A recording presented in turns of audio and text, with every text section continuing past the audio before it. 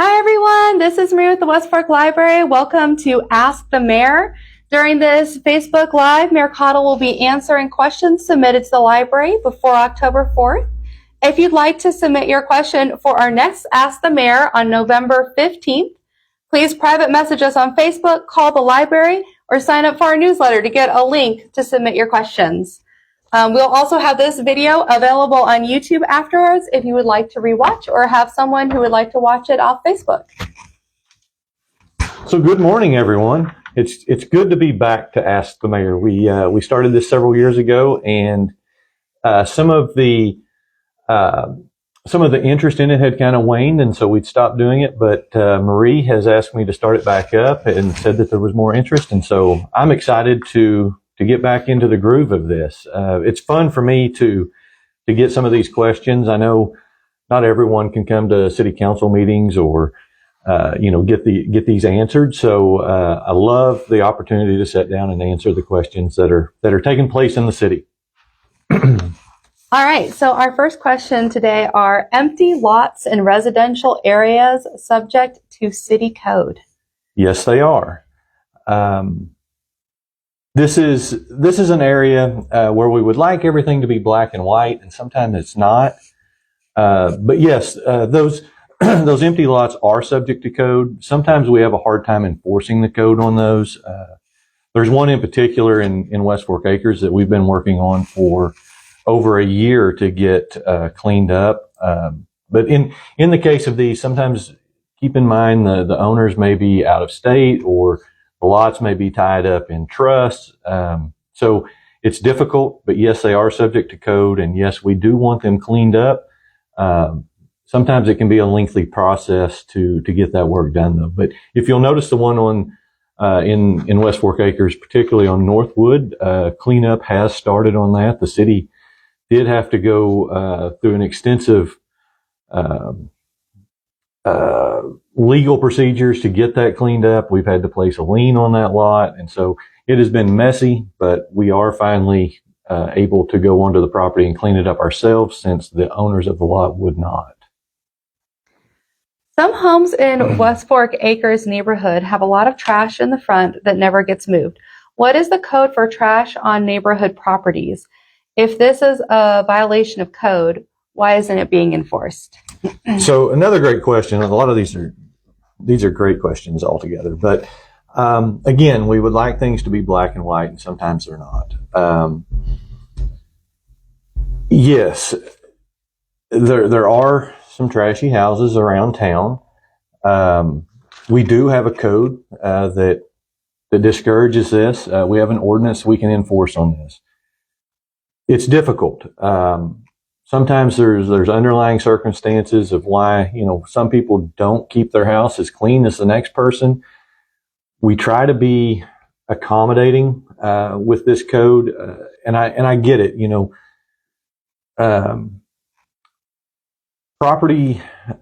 Real property is tough.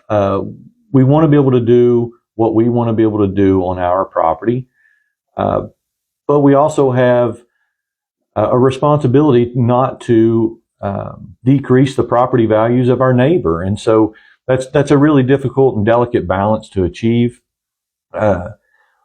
We, as code enforcement, and we do have code enforcement, we try to enforce the code. A lot of times we will let some things slide until we get a complaint about it. So yes, if you have a neighbor that, it's just everything's trashed up and you feel like it's decreasing your property value, please call in to the city or even the police department and let someone know that you would like this issue dealt with, and we will try to do that. Do know, though, that we're not we're trying to work with citizens to get properties cleaned up. A lot of times that involves trying to get a volunteer group, a church group, or a Boy Scout group to come in and do some work for people who are physically unable to do those cleanups. And sometimes this is a fault of the city, but we get used to driving past a piece of property and suddenly it's maybe it's a little trashy, but we've driven past it so many times it doesn't stand out to us.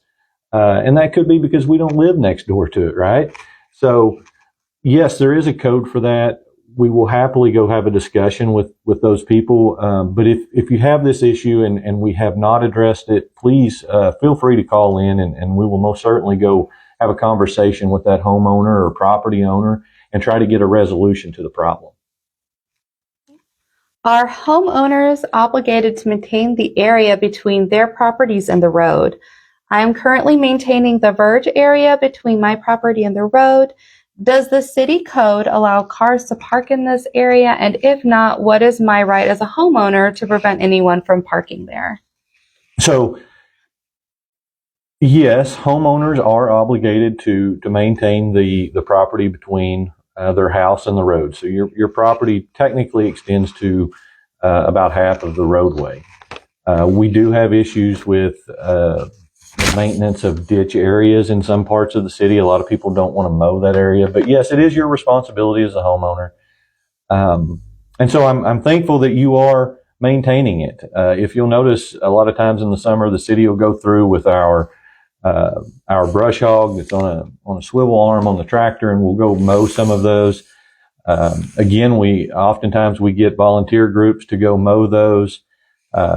There's a couple houses on McKnight Street, and if you drive by, there's some very elderly women that live along McKnight Street that are out there,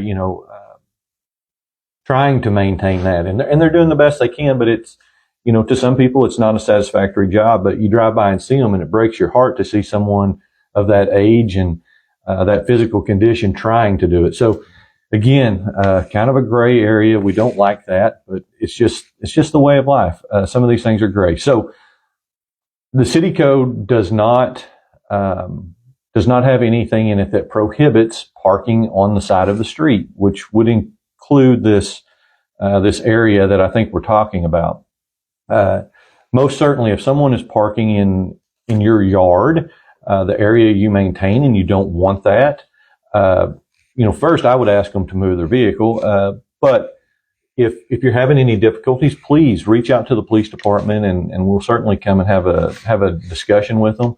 But as per the code, yes, you can park on the street or on the side of the street in West Fork, and that may be something we need to address. We've looked at it before, and we've had both support and opposition to changing that code. So a lot of that goes back to the earlier times in West Fork when street parking was just we didn't have codes against it, and we didn't have codes that required streets to be made certain widths and driveways that would accommodate a certain number of cars. So there's a lot of things that goes into this, but yes, if you're maintaining that, I wouldn't want somebody parking in the edge of my grass that I was maintaining nicely. So please reach out and let someone at the city know if it's an issue, or perhaps even if someone's parking there, ask them not to. But yeah, we'll happily come and have a discussion.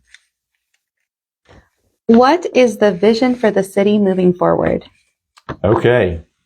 I think this is probably my favorite question on the whole list. And I could do a whole ask the mayor on just this question. The vision for the city moving forward is to create an environment of sustainability. So that's a broad answer to this question. But when I was thinking about this, I jotted down some notes. The vision of the city is something that is somewhat, it's not static, right? It's constantly moving with the way our culture and society are moving. But I went back and looked, and in 1996, prior to Interstate 49 being developed and put in, we had 17,000 cars a day coming through West Fork on Highway 71. That has changed dramatically since that time. Today, we have 5,900 cars coming through West Fork on Highway 71, and we have 29,000 cars a day going through West Fork on Interstate 49. So the vision for the city, right, it incorporates our planning, it incorporates areas that we want to grow, it incorporates what kind of growth do we want? Do we want housing? Do we want businesses? Do we want a combination? So that's a hard question to answer, but it's a fun question to work through. I would say, to try to simplify this, the city of West Fork wants to create an environment that encourages development. Specifically, we want to encourage the development of homes, attainable homes. I've been talking for a couple years about this, that the West Fork School District graduates 70 to 80 kids a year, but typically West Fork only issues about 8 home building permits a year. And so we have this vacuum of our graduates from West Fork who, by right, you would think that they have the West Fork, what's the word I want to, they know our culture in West Fork, but those kids are having to move out, right? And they're being replaced with maybe people that move in and don't. And that's okay. That's not a bad thing, but we do want to retain some of those kids. So we want homes to be built. We want affordable homes. We don't want our graduates to have to go to Fayetteville or Springdale to get an apartment. We need some of that in West Fork. And so part of our vision is encouraging that. And I think if we look at the surrounding small cities, you'll see that as they have encouraged rooftops, if you will, attainable housing, businesses have followed that. It's kind of a chicken and an egg type scenario. In order to get the businesses here, we either need the population or we need a destination, right? So Eureka Springs, for example, is a great destination in and of itself. So even without a huge population, they are attracting people for different reasons. And so you have to kind of look at all of that together and see how that works. But overall, the vision of the city is to stay sustainable, which means we do need more houses to sustain not only the city but also our schools.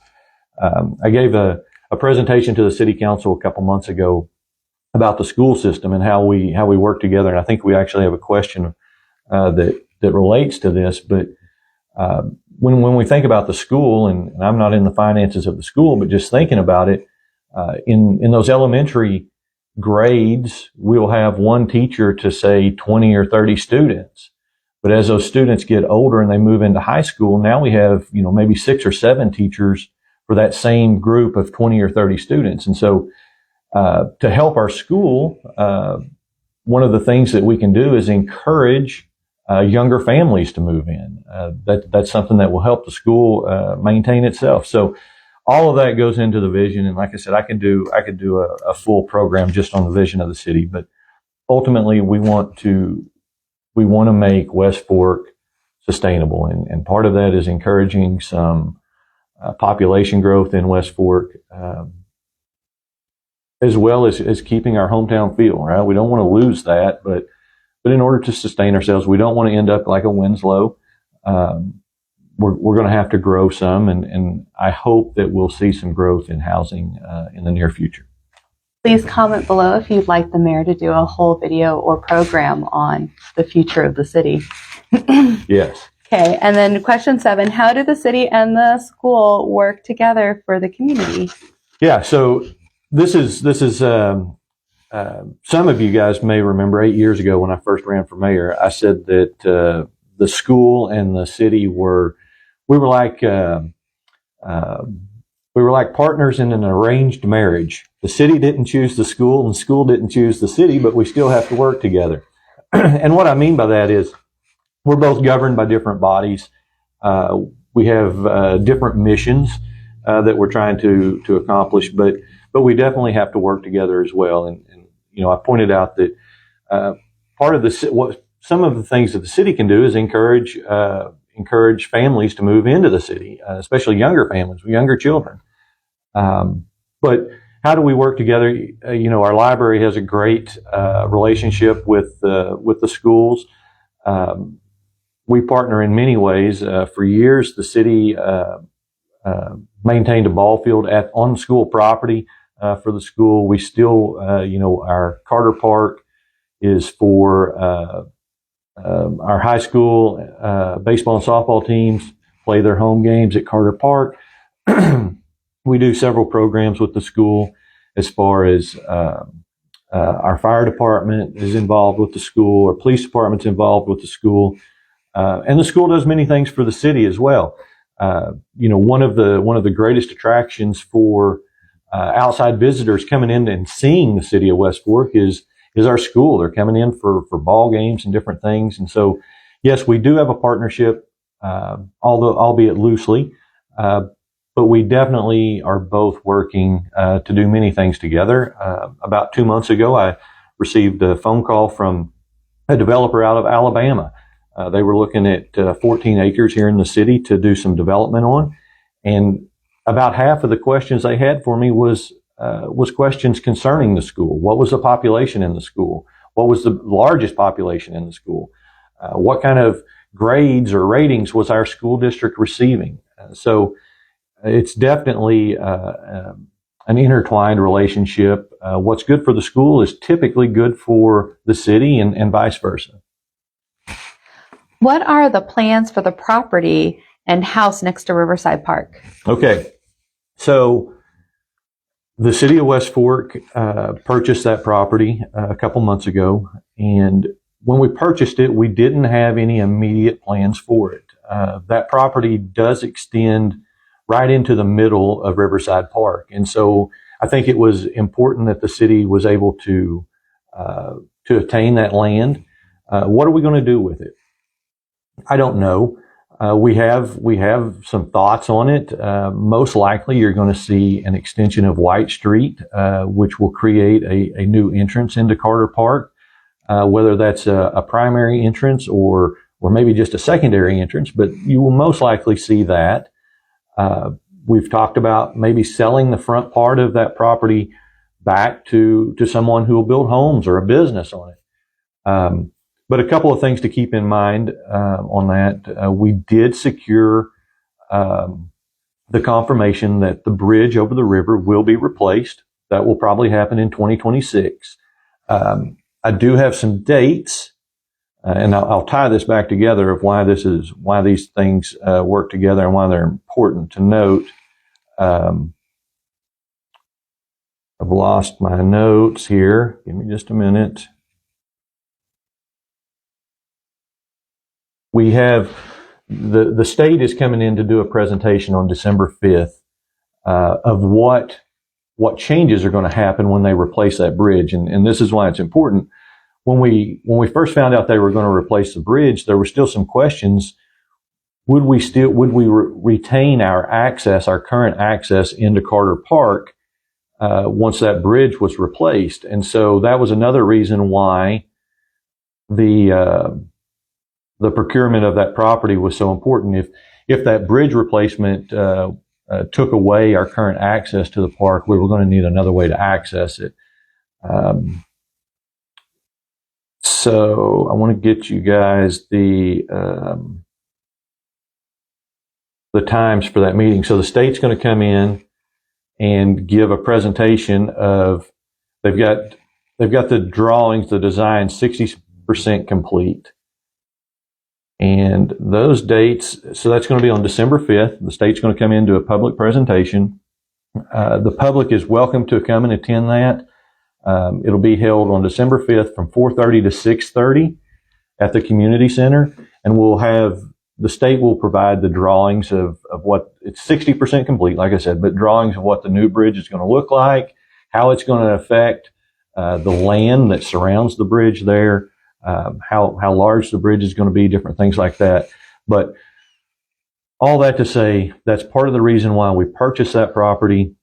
What are we going to do with it? We don't have any immediate plans for that property. But, obviously Riverside Park could utilize more parking. We could extend some of the activities that we currently offer at Riverside. We're limited in some degrees to what we can do at Riverside. We know Riverside is going to flood at least once a year, right? So part of that property is outside of that traditional flooded area. So that would give us opportunities if say we wanted to do volleyball courts. Sand volleyball courts have been something that's been brought up several times. Why don't we have that at Riverside? Well, the main reason we don't have it at Riverside is because every time it flooded, we would lose all of our sand. So, that's just one option. But I want to make the point that when we purchase this property, some of it's for the future, right? The current West Fork administration, the mayor and the city council, maybe it's not for us to decide, and maybe we have some of those things for future administrations and to decide in the future for what does West Fork need in the future. We may not need it today, but we want to have the possibility to provide the best park system that we can. And so, some of these things, another question is related to the old sewer plant. What are we going to do there? And Marie, I'll just jump into that as well because it fits into this. We don't have immediate plans for that.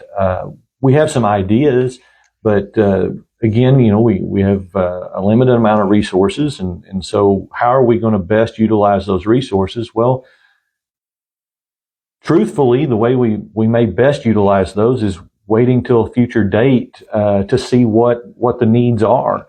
We don't have to do anything today with those. The old sewer plant was property the city already owned, so we didn't have any cost to purchase that. The home and property there by Riverside, we did have to expend it, but it did not put us in a financial difficulty or a difficult spot to purchase that. And I think the future city of West Fork will be thankful that is within the realm of future development for the park system. All right. Has the city ever considered putting in a public pool, either indoor or outdoor? The short answer to that is yes, we have. We looked into this fairly extensively a couple of years ago, and I'm not saying that West Fork never will put in a pool, but when we looked into this, there were a couple things that stood out. Again, we have limited resources in West Fork. We have a smaller population. Not to say that a pool couldn't help us be a destination, but pools are expensive. They're really expensive. And when I looked at these, so I looked at specifically, I looked at Bentonville, Springdale, and Prairie Grove's budgets. And within those budgets, it's kind of buried in there. But if you dig deep enough, you can find the budget for their pools. At the time I looked at it, Springdale was making a very small profit, as in covering their cost and having some money left over on the pool. It was very small.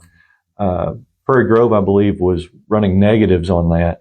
And so not that the city's, needs to make money on a pool, but when you think about putting in an investment that large, and not only you have to outlay the capital to build it, but then to maintain it, to have lifeguards to clean it, to do this, that, and the other, we're not in a position where we can afford to do that.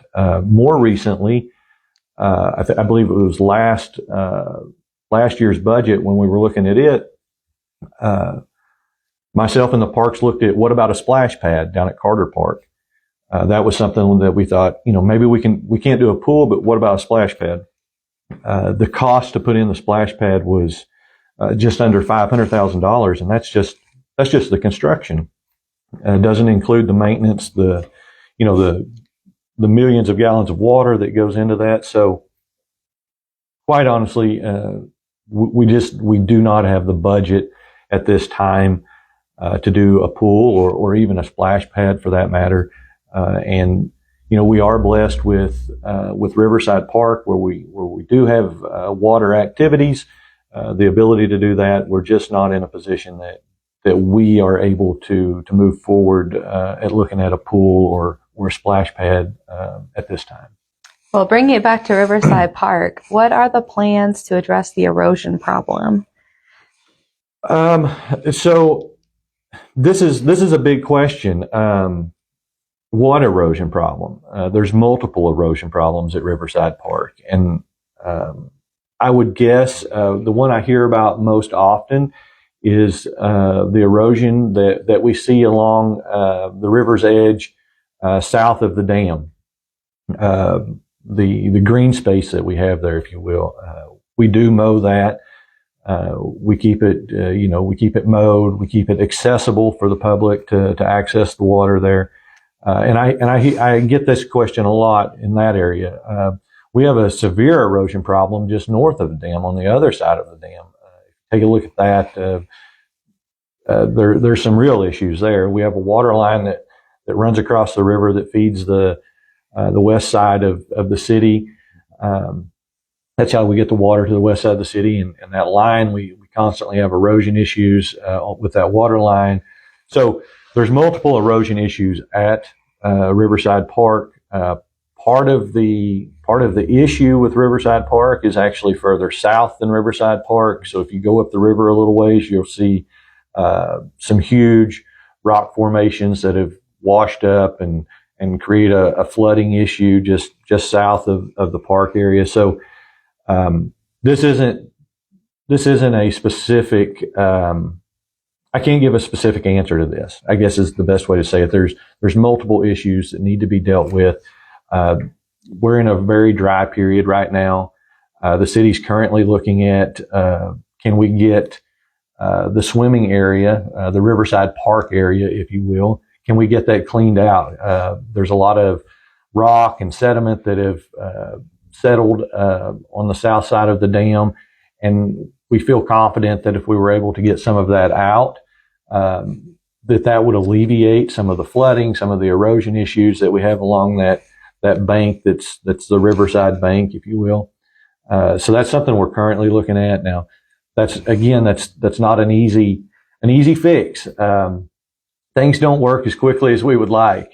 We have to get permits to get in the river, to get that cleaned out. We have to find someone to do it. We currently have, a quote of what it would cost to do that. We're actually talking with somebody who may be willing to come and do it for free just for the material. One quote was to clean it out and to try to address some of the erosion issues on the north side of the dam. Leave the material in the park, but try to fill in some erosion areas with that material. So we are looking at that. We are aware of it. But again, it's a large issue. The city is, to me, we talk about things, right?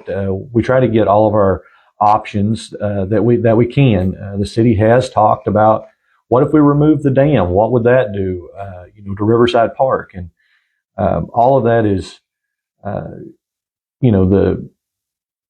we utilize Riverside Park as a recreational area. First and foremost, it's for recreation. And so that has to play into it. If we remove the dam, what does that do to the recreation at Riverside Park? Is that a good thing? Is it a bad thing? What does it look like? We had a meeting with the Corps of Engineers and the Beaver Watershed Alliance, a couple of other folks. I'm at a loss for some of the names of the other entities that were involved in that, but they showed us some potential drawings of what it would look like. What kind of pool of water would we still maintain? How would that free up the river? We're in talks with some of those same people. Quite frankly, the city doesn't have the resources to pay for that. So a lot of that's going to be grants.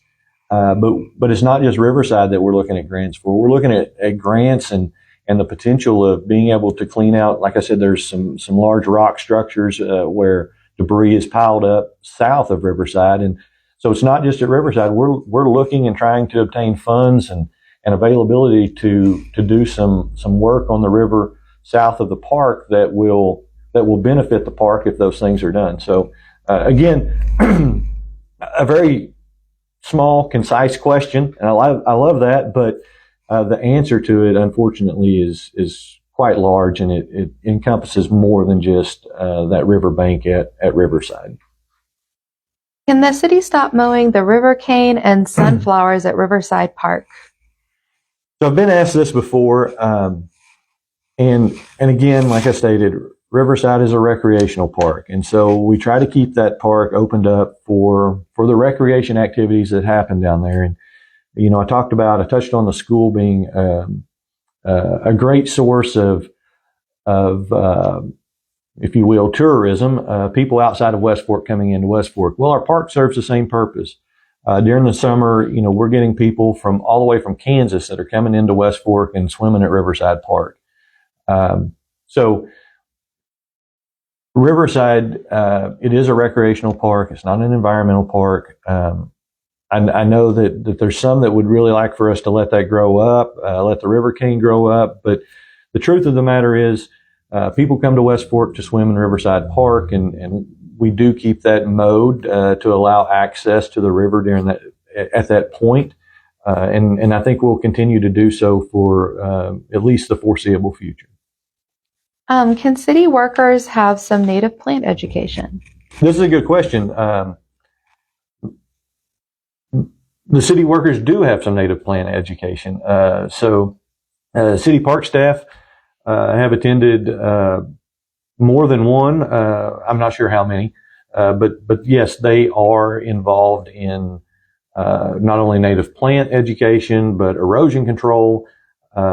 So, not sure where that question comes from, and obviously none of our park staff are experts in native plants or erosion control, but yes, it is in the broad spectrum of the Parks Association, the Parks Department.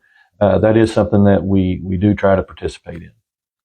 All right, and final question. What are the plans for West Fork's involvement in the recently obtained EPA grant money for Northwest Arkansas for the Energy and Environment Initiation Plan?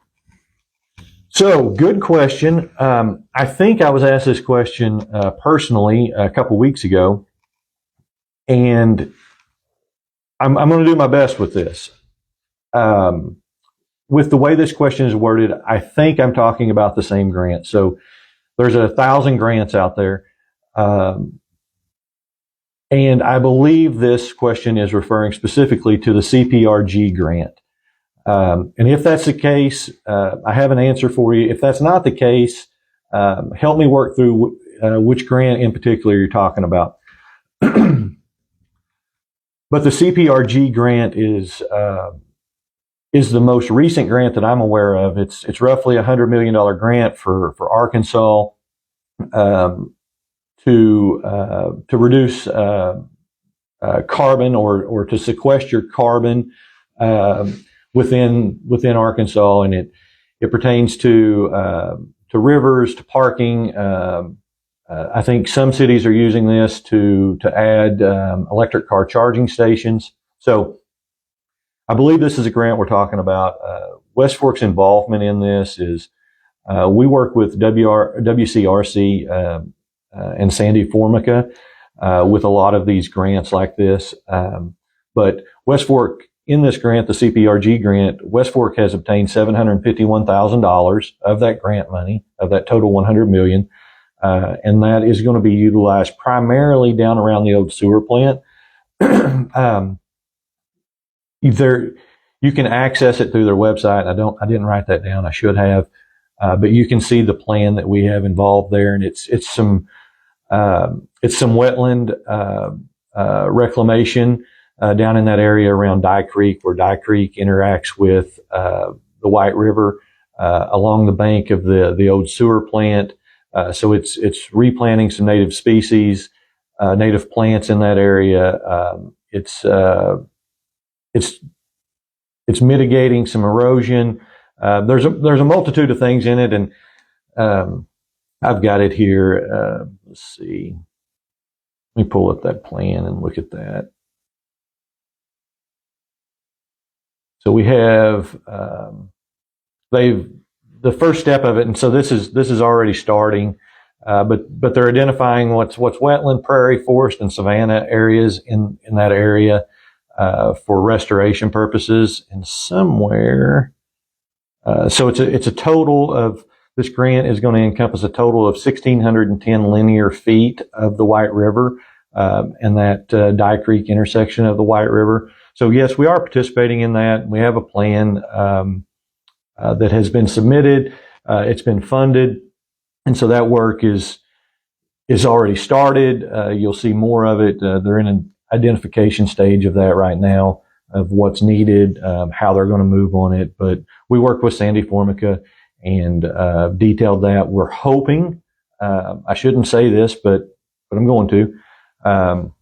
The city owns the property on the north side of Dye Creek Road. It's a little peninsula that runs out toward the White River, and the Dye Creek runs through that property. The city has talked about potentially putting in a soft surface trail for hiking or biking in that area. There's a possibility that this grant could encompass part of that and help us create a trail through that area. We'll see what happens there. But yeah, we are participating in it. We've got $750,000 procured for it. And we do have, I won't say the city has a plan, but WCRC has a plan of how they're going to go in there and remediate and reclaim some of that area. All right. Well, that was the last question. Thank you so much. We'll see you back here on November the 15th.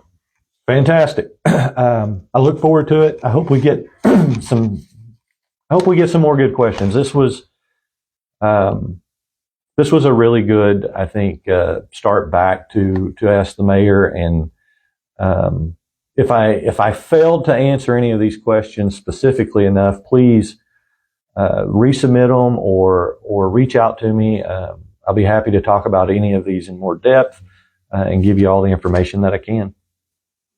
All right. See you next time.